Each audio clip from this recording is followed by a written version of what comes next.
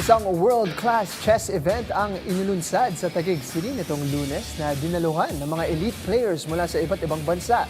Narito ang ulat ni teammate Jamaica Bayaca. Naging sentro ng International Chess Competition ng Pilipinas matapos buksan ng unang edisyon ng WR Baghouse Championship sa Taguig City nitong unang araw ng Hunyo. Kabilang sa mga dumayo sa bansa ang world number 2 na si Hikaru Nakamura na unang beses bumisita sa Pilipinas. Bilang special guest at isa rin sa mga nakipagsabayan sa qualifying rounds, ibinahagi ni Nakamura na higit pa sa paghahabol ng panalo, nagiging daan ng chess upang pagtagpuin at pag-ugnayin ng mga manlalaro mula sa iba't ibang bansa. Katambal ni Nakamura ang mismong founder ng torneo na si Wadim Rosenstein.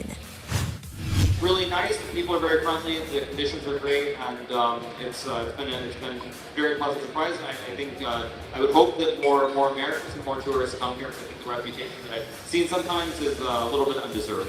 The one thing that really bonds us together is a great love of chess, and I think more events like this that occur throughout the world can only be a good thing, and I think what Vadim is doing here is very, very important. So, I'm really looking forward to this event. Unlike a lot of tournaments I compete in, I don't really expect to win. Who knows what will happen, but ultimately, I'm just glad to be here, and I hope everybody's a great time.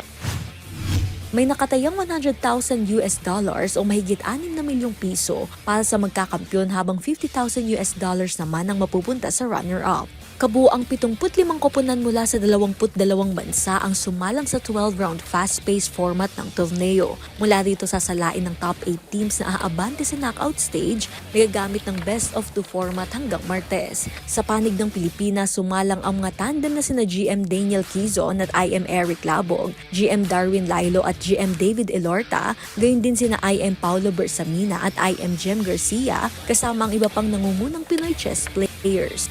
Lumahok din ang women's tandem WGM Janelle May Frayna at WIM Roel Canino. Samantala, ikinatuwa ni Rosenstein ang mainit na pagtanggap ng mga Pilipino sa kompetisyon. Para sa German founder, patunay ito ng lumalaking interes ng mga Pilipino sa chess at posibleng magbukas pa ng daan para sa mas marami pang world-class tournament sa bansa. I never thought that the level of this game in Philippines is so high.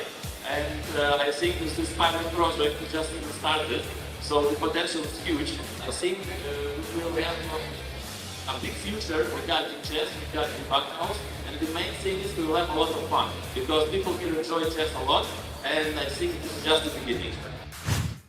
Jamaica Bayaca para sa atletang Pilipino, para sa bagong Pilipinas.